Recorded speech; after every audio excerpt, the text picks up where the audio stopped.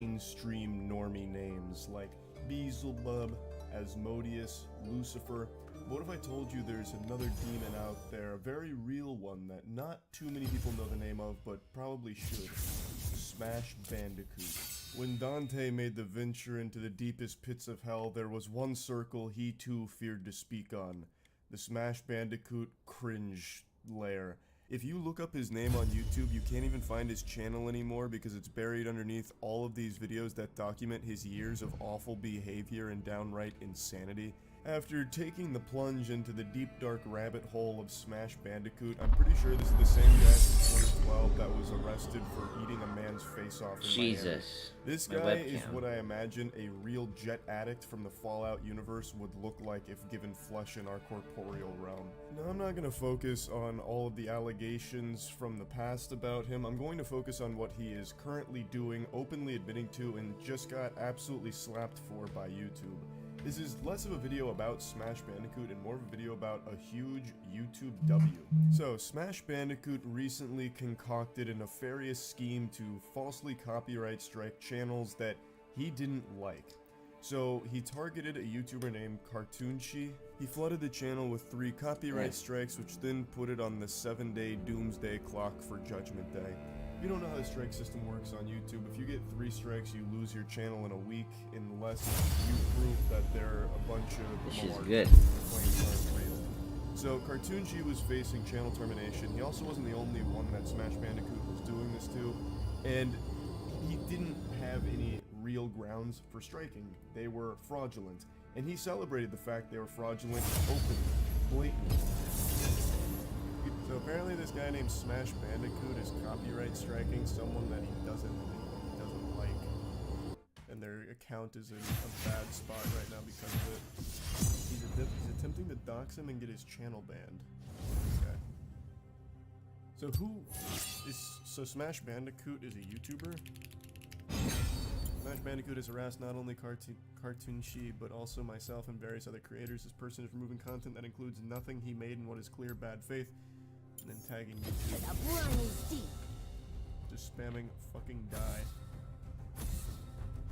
Man, this guy he is on the crack pipe. Yeah, this man's got a whole Lord of the Rings movie covering Smash Bandicoot. And I am tempted to take the plunge. This is apparently Smash gloating on one of his many accounts that he likes to make where he's celebrating this and acting as if he's some kind of omniscient god figure who's, you know, controlling the hands of fate, the puppet master. I will not deliver the 3rd strike, which he eventually did. This is a mere lesson. If he wants to continue making content, he can, but I will not revoke. In exchange for letting both of you get set free, however, you must tell me who are the content creators both of you have friended on Discord. Recording and guiding, and I shall set you both free. For once, don't be a pathetic, arrogant, and not gonna continue forward there. He was trying to use these strikes as a way of getting back at people he didn't like. Now, the bad blood between all of these people in Smash goes way back over nothing. This is a mentally unwell individual that needs professional help, for sure. Like I said, I'm not getting into all of the allegations over the years they've been a nuisance, but it is some weird, not good shit. So, this has reached the boiling point. He's harbored this grudge for 4 years, and then came up with these strikes. He's claiming certain things about these videos that he has absolutely no right to, and as you saw, he openly just celebrates that they're not legitimate, but he's able to abuse the system, which has been a problem on YouTube for a long time. So, obviously, Cartoonshi and the other YouTubers that have been falling victim to this were panicking about it, thinking they were going to, you know, lose their channel or just being like a terrible standing on the platform. But YouTube, in recent years, I don't know how many people know this, has really started singing a different tune when it comes to this type of exploitation. They've been pretty solid about addressing it and fixing it. Man, that shit's strong, dude. It might not always be as fast as it should, but the fact that they're at least doing that is such a significant improvement. I've mentioned this case a couple times over the last few years. but in 2019, they absolutely teed off of a fucking douchebag's face for this type of copyright strike abusing. There was a false flagger who repeatedly false flagged Minecrafters and then tried to like hold them ransom, like I'll release the strike only if you pay me via PayPal. YouTube actually took him to court and slapped him with $25K right to the goddamn noggin. They took him over his knee, spanked his cheeks red with discipline, and kind of put the kibosh on that with an exclamation point, really. And in recent times, they have been stepping in and fixing problems like this. And I'm happy to say they did just that. So Cartoonchi made a post today talking about how the strikes are disappearing, which is great. They say, my strikes are being removed, I've got one more left that should be sorted out shortly. I want to thank everyone who reached out to help and managed to spread the word. The support from the past 2 days has been insane. I'm tired and need sleep. And I'm sure he slept with a nice wet dream knowing that he foiled the great Smash Bandicoot's plot. And he would have got away with it if not for those meddling kids.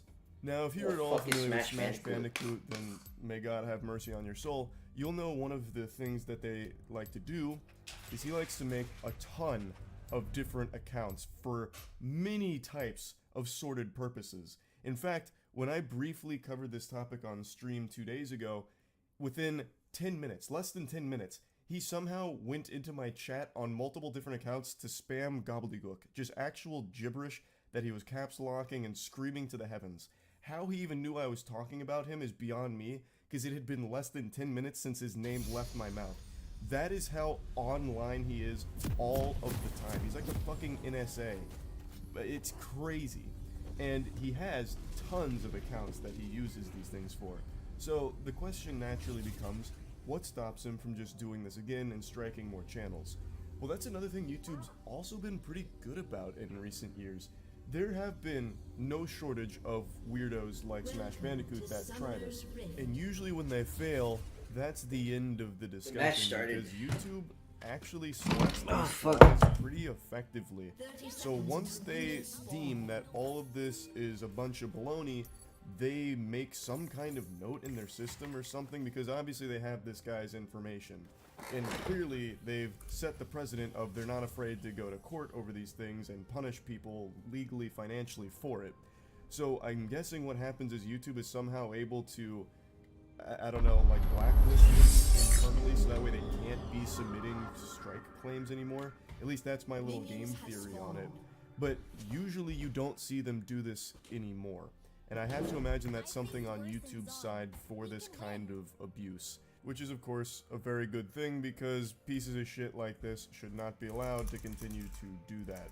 So, I just wanted to talk about this a little bit because it is one of those situations where it has a happy ending, and I'm happy to see YouTube going in this direction, where they seem to really be taking these kind of matters more seriously, and I can only hope that that continues, and maybe at some point down the line, there'll be a more effective system in place with blocks and checks that won't allow fraudulent strikes to go through in the first place. Because fucking rush for no reason. Scary to have to drum up a lot of like hoopla online through Twitter noise and getting people to be aware of the situation before YouTube is. It'd be better if YouTube knew right away, or had creators had a way of contacting YouTube, like, hey, look, here's the proof that all the can we do something about this? Like, if there was some kind of system in place for that, it'd be better than the current one, which is, again, making it go viral on Twitter, which is exactly what this Smash Bandicoot saga did do, which is how they became aware of it, I imagine, through all of that. Again, it's a happy ending, but I do still hope they continue to go in this, you know, upward trajectory, this forward direction, the right path, and continue to improve upon it, so that way it can be even more effective down the line. But yeah, I just wanted to talk about this a little bit. It's good to see that the strikes are being removed from his channel, as well as the other victims of the goddamn diabolical Smash Bandicoot here. And hopefully that'll be the end of that story. What the fuck, dude? Like that in the future. That's really about it. So yeah.